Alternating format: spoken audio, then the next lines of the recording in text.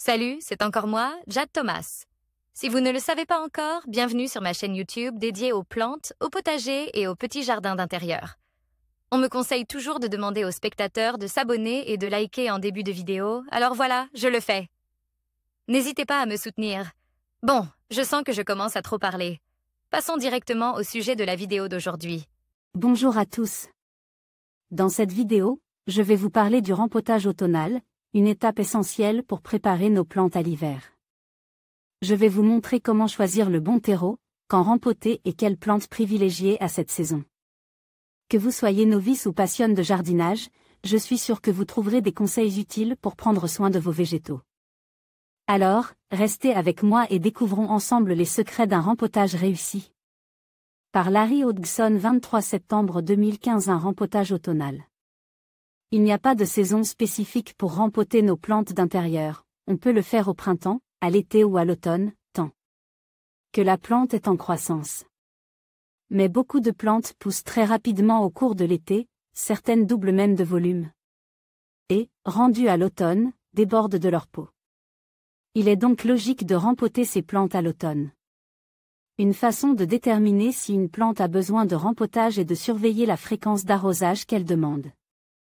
Si un arrosage par semaine semble suffire à la maintenir, tout est beau, mais si elle montre des signes de détresse après 3 ou 4 jours, avec des feuilles qui commencent à faner, c'est généralement parce que le pot est rempli de racines et que le terreau n'est pas capable de jouer son rôle habituel de réservoir d'eau. Alors, un rempotage s'impose. Comment rempoter? Choisissez un pot d'environ 5 cm plus gros que le pot précédent, pour les plantes de petite ou de moyenne taille. Ou de 10 cm plus gros, pour les grosses plantes. Il doit être muni d'un ou de plusieurs trous de drainage. Préparez d'avance le terreau que vous utiliserez, l'humidifiant pour qu'il se manipule facilement, et aussi le pot.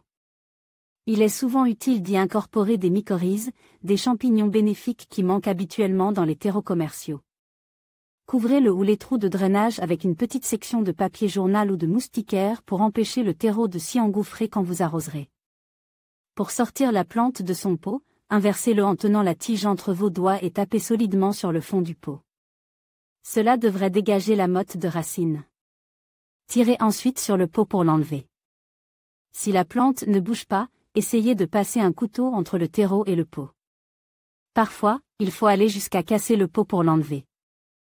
Maintenant, étudiez la motte de racines, taillant celles qui semblent mortes ou pourries ainsi que celles qui font le tour du pot. Puis, avec une baguette, faites tomber une partie de l'ancien terreau en la passant entre les racines. Assurez-vous surtout d'enlever le terreau en surface, c'est là où, avec le temps, tout surplus de sels minéraux s'accumule, ce qui peut être toxique pour la plante. Ajoutez du terreau humide au fond du nouveau pot pour que la motte soit au bon niveau, environ 2,5 cm plus bas que le rebord. N'ajoutez pas de couche de drainage au fond du pot, elle est inutile et même néfaste. Centrez la motte dans le pot et remplissez de terreau, en utilisant encore la baguette pour pousser le terreau à travers les racines. Tassez bien et arrosez. Et voilà, déjà termine. Mettez la plante à l'abri du soleil direct pendant 2 ou 3 jours, au besoin, puis retournez-la à son lieu de séjour habituel. Rien de plus simple. Nos partenaires locaux. En conclusion, le rempotage automnal est une étape essentielle pour garantir la santé et la vitalité de vos plantes.